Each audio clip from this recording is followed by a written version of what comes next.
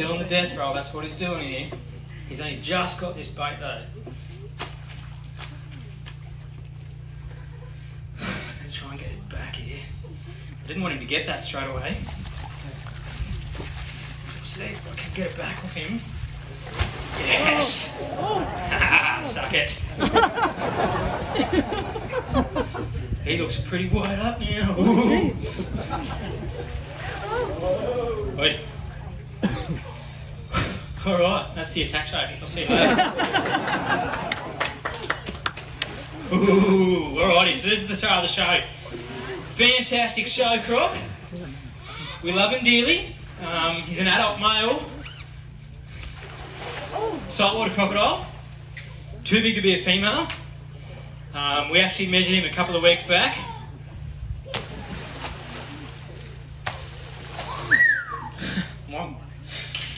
We measured him a couple of weeks back.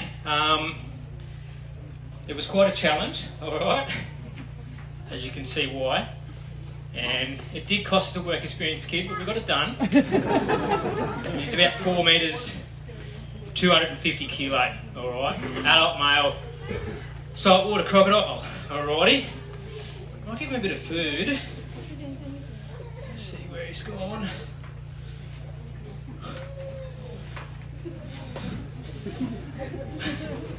He's really wound up this afternoon.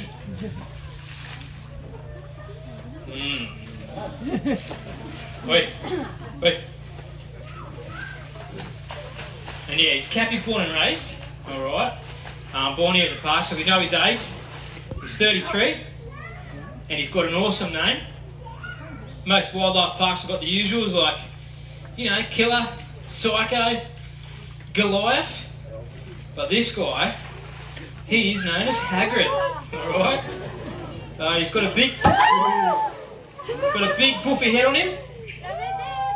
Nice. Like that bloke from Harry Potter, and the kids can relate to it a little bit. Chill out. I'm a professional, alright? I've been working with big crocs now for about 2 weeks, and I'm bloody good at it. Alrighty, now, attacks. When it comes to attacks in Australia, there's very few. Even though we have the highest densities of saltwater crocodiles anywhere in the world, we've got river systems in the Northern Territory. They average 10 to 15 mature crocodiles per 1 kilometre. Alright? But yeah, here in Australia, even though we have the highest densities of salties anywhere in the world, we have the least amount of attacks and fatalities. Outside of Australian waters though, hundreds of fatalities every single year in places like PNG, Indonesia, right through Southeast Asia, all the way to Central India, where they're also found. But in these areas, these developing tropical countries, people are forced into the waterways to collect fresh drinking water, bathe, wash their clothes and so on, so you do get conflict. In Australia, we are not forced into the waterways. When people do it, they do it out of choice. Now, I'll ask you this, because I reckon most of you are on holidays. Who do you reckon is most likely to get in the water with one of these things? Tourists or locals? Locals. A couple saying locals, a few saying tourists. When we talk to the locals, they always say tourists, especially the Germans. That's why they reckon they put the Achtung on the warning sign. But we looked into that. Turns out there's only been one documented case of a German tourist getting attacked and killed by a croc here in Australia. She was on a guided tour back in 2002 in the Northern Territory at Crocodile National Park. And at 10:30 at night, her tour guide told her and 15 others that they'd be right to go swimming. You know what Crocodile is renowned for? Crocs, that's right. It's the biggest wetland in the Southern Hemisphere. Prime croc habitat. They walk past a sign like this, they all hung their towels on it, and the tour guide said, "We haven't seen a big croc here for ages. You guys will be sweet." And they dive into the water, right there, about a 4.5 metre croc, just boom, smashed this young German lady. That tour guide got in a lot of trouble. Most likely person to get attacked by a croc in Australia, statistically speaking, and leading by a very long way, local Aussie male bogans. Alright? And they are usually doing it late afternoon or at night, and there is usually something else involved.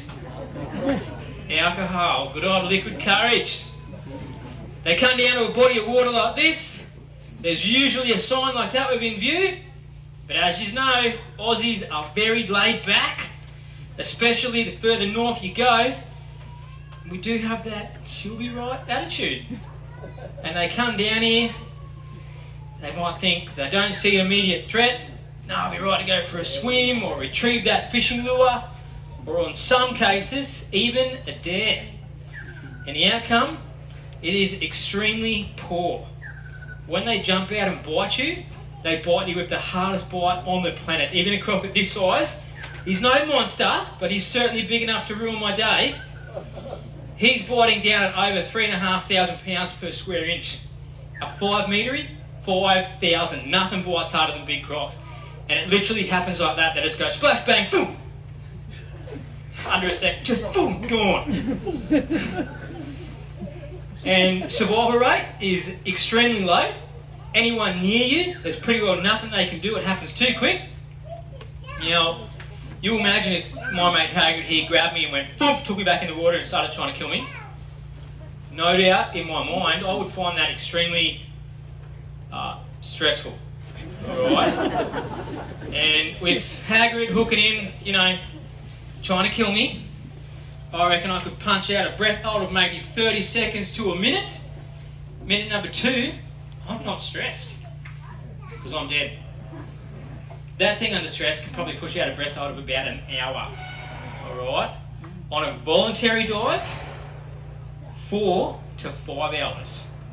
Alright? The longest breath hold we've ever recorded on a croc, it was actually an Australian freshwater crocodile, almost 7 hours. Is a long time. Alright? People ask us all the time, what would stress that thing? If he's holding something under. If he grabbed me and took me out there, I wouldn't give it to him easy. I'd punch him, poke him, I'd do something that would stress him a little bit, but even under that stress, he's still got a great breath hold. Alrighty. Huge teeth designed for securing large prey. They're like peg-like teeth, conical in shape, and they're literally designed to just interlock like that. Alright, and then that immense jaw pressure, nothing's getting out.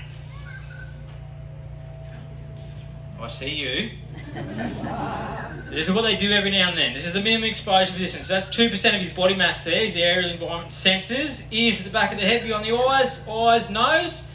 They pop up, quick look, listen, smell, get a visual on something, and if he thinks he's in for a chance, he'll drop under. Watch this. And now, I've got no idea where the croc is. So I'm going to go over here. When he drops under, all those aerial environment sensors, they go out the window, but he still knows where I am. Okay? Obviously the murky water can't see me, can't smell me under there, can't hear me.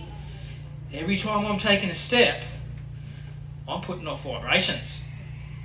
If I do, I hope he's there.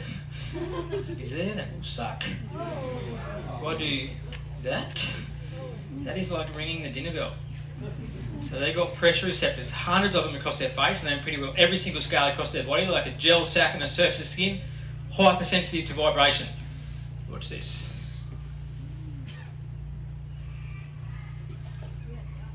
And nothing happened.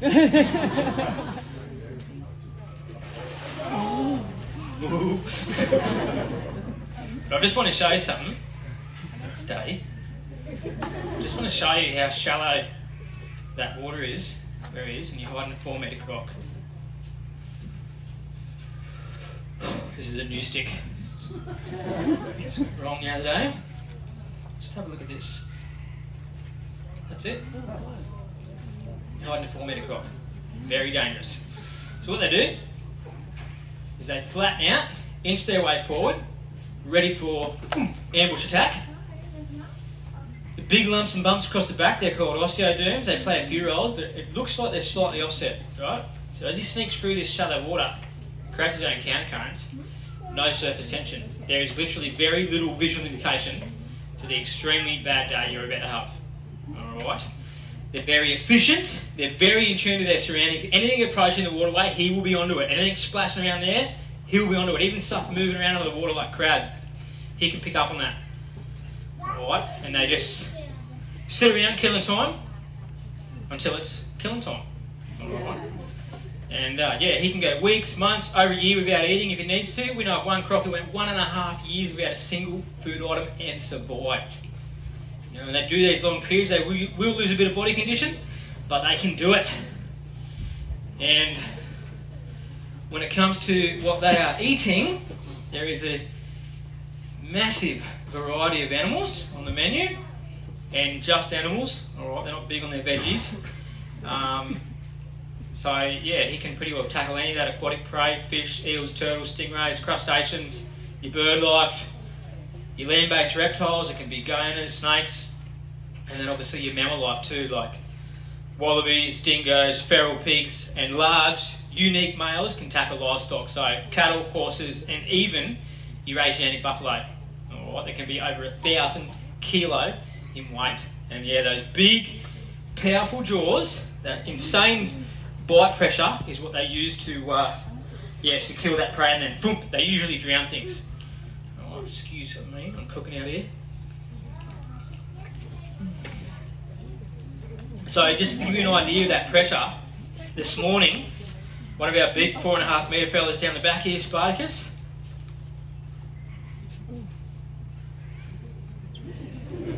I can see you, dude. That big fella down there, Spartacus, I gave him a pig's head. Whole head off a feral pig that I caught, big ball, about 70 kilo. Gave him the head and he just went, one bite, that was it. Crushed it completely. I can hit him with an axe and I won't even bump him. Barely even crack him, but he just went and flattened it. Looked like a handbag.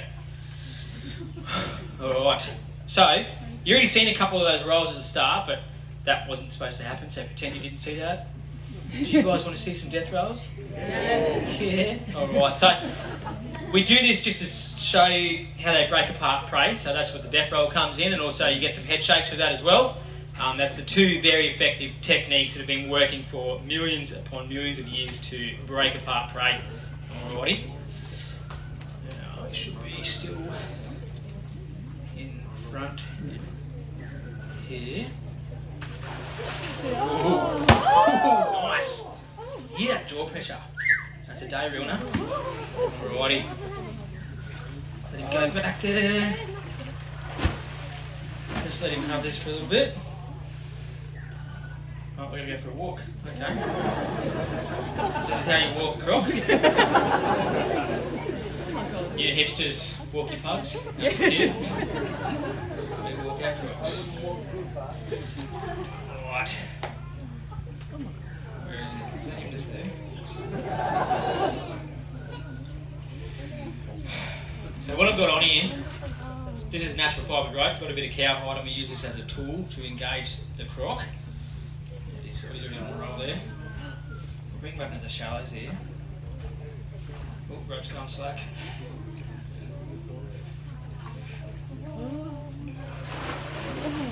Nice. Nice little roll there. Go. What is that?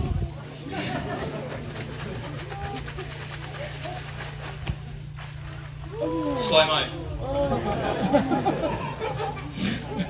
Terrible, Hagrid. Terrible. Get one more here, eh? Go, big fella. Put it in. You're embarrassing me, dude. Hagrid's really good at, you know, like killing you sort of stuff, but death rolls are not his strong point. Alright, but you get the gist. Very impressed. On spin using the weight of the body, foop, until something lets go, down the hatch it goes. Obviously he's not going to be able to swallow, you know, a pig hole or a wallaby or a cow or anything. Doesn't work like that. Alrighty. So what he's going to do now is he'll sit with this for a bit, and when he's ready he'll try and eat it. He can't swallow underwater because of that the tongue there, so what he'll do is he'll lift his head above the surface, try and swallow it, and with my great northern reflexes, I will pluck it out of his mouth. Alright, in theory. You guys ever wondered what you do with a crocodile like this? Yeah? Me too. Well, I think about that a lot. Picture this. You're in the water, a croc's got you. What are you going to do? Nothing? You a quitter? Alright. Poking at your eyes there. Yep, the eye gouge. I like that one. We actually know of a few stories where that has worked. What else you reckon? He's going to lie there. Crook attack. I hate that. Come on, what do you reckon? Punch him. Punch him. Yep. Do something, won't you? Yeah? Don't play dead. We've been hearing that a lot lately. I believe that works sometimes with grizzly bears when they're not fully committed. These things will be fully committed, alright? So you won't be playing for very long. I've heard if you're in this situation and you've got a spare arm, his mouth will be slightly ajar with you in there, and you get your spare arm and you jam it down the back of the throat, open that mouth up, fill his lungs full of water, and he spits you out. I do stress though, that is a theory. Right? I don't think it's been put into play. Very sensitive around the nose there, that nose dish, you could punch that, poke him in the eyes, yell at him, I don't know, you do something. Definitely don't lay there, don't play dead. I would not recommend that. Now, the eye gouge, we know of a few stories where it actually worked 2 weeks ago. Up in Cape York, a ranger was fishing, got grabbed by a 2.8 metre croc, and he poked it in the eyes 3 times. On the 3rd time, it let go after degloving his hand and taking a chunk out of his thigh. But it let go, he got away. But there's a more famous story. It happened back in 1997, and it was up again in Cape York. But this story has a bit of a sick and twisted ending. But do you guys want to hear it? Yep. Yeah. Alright. So yeah, back in about 1997 up in the Cape York Peninsula, about 6 hours north of here, bunch of people camping. We recommend when camping in croc country, at least 50 metres from the water's edge. Oh, here we go.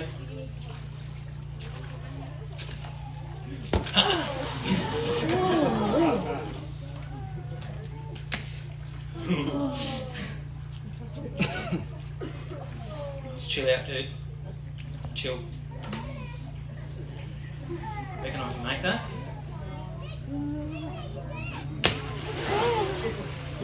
Alright, I'll stick to this. So yeah, we recommend when camping in croc country at least 50 metres from the water's edge and 2 metres above it. I camp in the back of my ute. I'm paranoid, I know what the suckers are like. But in this situation, these people weren't camping very far from the high tide line. They had a couple of boats tied up in front of them, and they'd actually been filleting fish the afternoon before, and they left the frames on the ground around the boats. And in the middle of the night, big croc come wandering in. I'm talking like a 4.5 metre croc. Comes into the boats, couldn't find anything, pushes up into the campground. There's the next best thing. Elderly lady in a tent by herself, and she's got the tent wide open. She's trying to get as much breeze in there to cool herself down.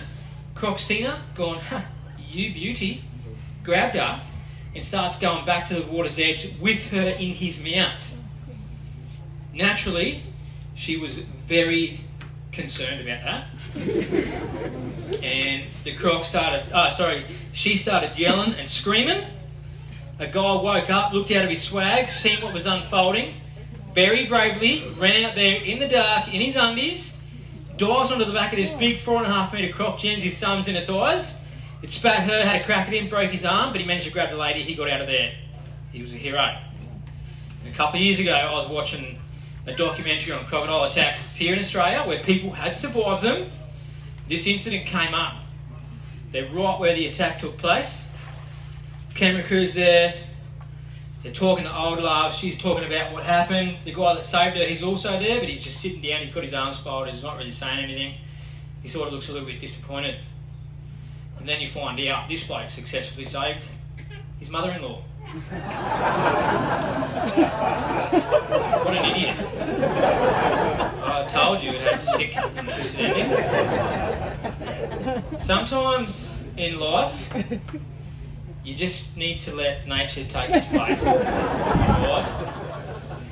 Yeah, they got very lucky, especially the bloke. Crocodile was someone else, and they were on land. That will always favour you. Now, I'll tell you about one fatality that's happened in more recent years. This is the Northern Territory on the Adelaide River. In this particular section of the river, you know the boat rides we do out there where we zoom around and we feed crocs? They do that there. It's the only place in Northern Australia where they can legally feed wild crocs for tourists. Big crocs congregate there. And these boats zoom up and down all day long, feeding these big crocs. Matt was there last year. He got some photos of some monsters.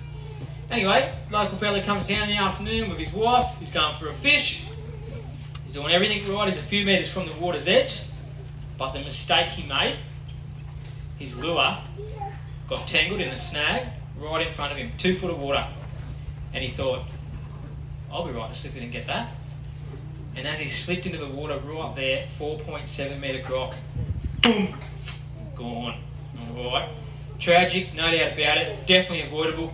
I've been in that situation many times. I do a lot of fishing around here in Cape York. It's not worth getting in the water to retrieve that lure. Alright. Now, police and rangers turned up very quickly, as they do in these situations. They located the crocodile within about 2.5 hours. I believe he was swimming around with evidence. And they shot him. And it upset a lot of people. This croc was well known to the locals and the tour guides. He was unique in how he looked. We've never seen a croc like it. Very darkly pigmented from the neck back to the tip of his tail. But forward, he had this massive white head on him. Crazy looking. And the Territorians up there, they're pretty funny. And in a good way, they nicknamed this crocodile Michael Jackson. And they shot old Michael, and it upset a lot of people. And I actually read in a statement that I believe was from his wife, $5 lure from Kmart. Alright, so cut your losses, move on. Alright, I'm going to do a bit more of a croc, but before I do, I'm going to hand it over to you guys. If you've got any questions you're dying to ask, now is your time to shine. Anything. Why doesn't he go beyond the cage? So with him, it's more of a line of sight. So as I move, he just keeps that line on me and runs through here. Maybe one day he'll work out, if he zips through here, he'll be able to smash me. I hope he doesn't work that out. But yeah, it's more of a line of sight with him. So as I move, and you'll see me guiding with my hand as well, I move my hand a lot, and he'll fixate on that. So yeah, he's grabbed the gate and ripped it off before. But yeah, he hasn't come in, which has been good. Have you had any real close calls? A couple. A couple of months ago, I had a pretty wild one in here. I was about there, and Haggard was here. Matt was there guarding, and he had the bait rope just pinched like he did at the start of the show. And he was out there, and I went to drag him up, and it slipped out of his teeth. And because of the pressure, I just went thump, and fell over into the water, and he just went whoomp. But yeah, I was like a startled gazelle, mate. I was thump, out of there. I was in here very quickly. I would call that close, but no cigar. No one here's ever been hooked up by a big croc. We get bitten by little stuff, but the boss calls that character building. Yeah. Yeah. Any other questions out there? Nothing? You're all croc experts? Matt's got... Oh yeah. First of all, he'll do that and close the gate. And under his uniform, he's actually got a mankini on. So he'll strip off and distract you guys while Hagrid kills me. That's the plan. Look, in reality, if Hagrid gets you, you're probably dead. Yeah. We got sticks and stuff, but they're like toothpicks for him. Yeah, it would be bad, and let's not think about it. Anything else out there? Nothing? You got a question? Yeah.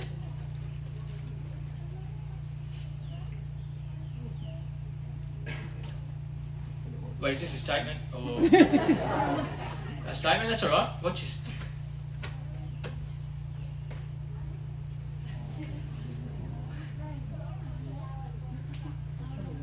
At a zoo? Did you? Was it a big one? Did you blink back? No. I like that. Alright, no more questions or statements? Sweet. Alright. One thing we get asked a lot, what do you do if one jumps out at you and starts chasing you? These things can jump out of the water and do about 2 body lengths at about 10 to 12 kilometres an hour. Right, he's not built for long distance on the land. He's not built for that land speed. He's got these little T-Rex arms going on. He slows down very quick. This is where he's dangerous, and out there. So if you follow that 5 metre rule from the water's edge, chances of one jumping out at you is pretty well slim to none. And if one does, you'll have a great head start. All right. And people ask us what technique to use when running away. Now, there's a chart floating around good old Facebook. I believe it stems from the US with golf courses where they've got American crocodiles and American alligators. And they hand these charts out to golfers, and there's 2 techniques. One is run in zigzags, like this. And the other, Bilbo, run in circles. Yeah. You could try that. But that'd be like dancing with your sister. Alright? It'll get you nowhere. Zigzags are only going to slow you down. And circles, you're going to die. Alright? We get chased every day. You know what we do? We turn around and we run in the opposite direction. Straight line, flat out. You will always punch out your personal best when one of these things is chasing you. And you'll probably punch out something else as well, but that's alright. Move on. Try not to trip over, that'll result poorly. Try not to climb a tree, they're patient. Alright. He doesn't need to eat like we do. He can go, weeks, months, over a year. So I wouldn't recommend climbing a tree unless you absolutely have to. We use them as blockers, like when you're playing with balls and so on. Alrighty. So just adjust your behaviour. They don't gather up at the pub and eat people. They're not at Coles and Woolworths smashing people. You've got to go down to their environment. Alright. There are places you can swim around the Cairns area safely, more than once. You've got Crystal Cascades down at Redlynch Valley, beautiful spot as the headwaters coming up to Tablelands, canopy cover, freezing cold, no crocs. Similar spot up Port Douglas there at Mossman Gorge, another very similar spot. I was there 2 weeks ago, croc free, really nice. Crater Lakes on the Tablelands, Lake Eacham, Lake Green, they're beautiful swimming holes. Lake Eacham, the lake was through a little freshy in there to scare the tourists, but it's this big, it's not going to, don't worry about it. Hotel swimming pool, solid option, alright, if you're unsure. You can swim at the beaches. I'm contradicting myself a little bit here. You will see these signs at the beaches, but you can swim where the lifeguards are, and only when the lifeguards are on duty, never ever at night, never ever near your river mouth. Alright. At the moment you will be inside of stinger nets. It's not just these things you've got to worry about. There's box jellyfish, ericangies, bull sharks. Yeah, I don't know. Enjoy your holiday. And you can also ask local advice. Alright, most people will point you in the right direction. Alright, let's try and feed this sucker. I might just get him into position here. I might try and do this one a bit different. Where is he? I hate when that happens. Try and pop him up here a little bit. Oi. Ooh. Chicken do it. Chicken. Chicken. Wait. Look. Look. Wait. Done that gate, man? Ooh, that was a good crack, mate. Yep.